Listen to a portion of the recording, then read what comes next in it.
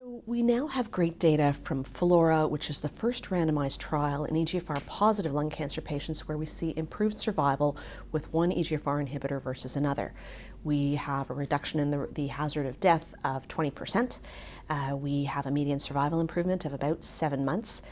The main challenges, I think, to uptake have been cost. All of these new generation TKIs are much more expensive, and so how to make that affordable and incorporate it into our public health system is a challenge. The other challenge, I think, for oncologists is as all of these new drugs move up to first line, there's a very real fear of the next step, which for most of our patients will probably be chemotherapy. So, when we look at resistance to osimertinib, there may be some very subtle differences in the type of resistance mechanisms that we see if patients have only ever had osimertinib, so first-line osimertinib, versus osimertinib as subsequent lines of therapy. We know that about 50% of patients from the FLAURA study did not have known mechanisms of action that we could find for their resistance. About 4 to 7% had abnormalities within EGFR, so things like the evolution of the C797S mutation, other mutations in EGFR, and these really change the conformation of the tyrosine kinase domain such that osimertinib can no longer bind. There are also a group of abnormalities that emerge in selected patients where we see things like new mutations, copy number variation, MET amplification being very common, but also some HER2 amplification, and also fusions that emerge that are very familiar to us, things that are potentially targetable. So we've seen RET, B-Raf fusions, which are new for us, but also other mutations such as B-Raf V600E and other things that we have other drugs that we know we can target that with. The data aren't great, but a lot of the approaches have really focused on combining an EGFR inhibitor or continuing the EGFR inhibitor and adding the new inhibitor. Mostly it's from very small series or an N of 1 case report, but it's clearly emerging that perhaps this combination is important. The challenge, of course, is it's very expensive. There are a lot of toxicities which are hard to manage, and how do we know it's not better than chemotherapy? And so I think collaboration is so important around the world to really try and generate better evidence.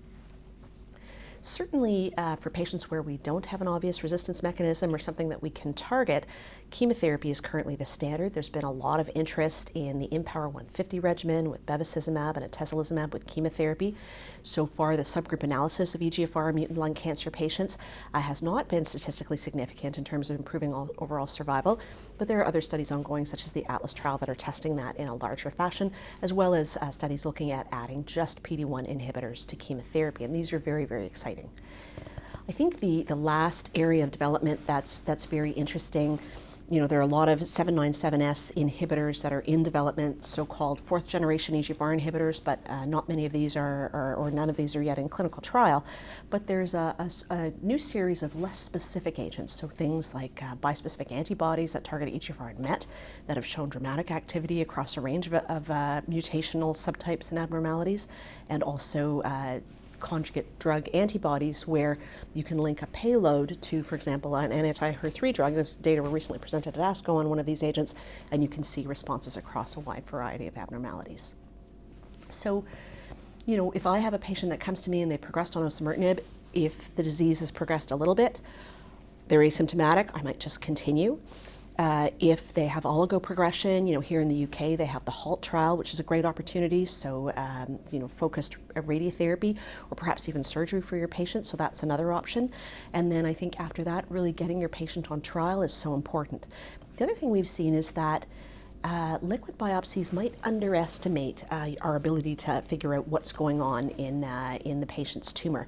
And so there was a recent study published from the group at Sloan Kettering where tissue biopsies actually showed that about 15% of patients have histologic transformations, squamous and small cell. And so it may be that in the short term, we really need to get a better understanding of how tissue and liquid correspond. And that's a little different to some of what we've seen in the rest of non-small cell lung cancer, where liquid biopsies have been very exciting.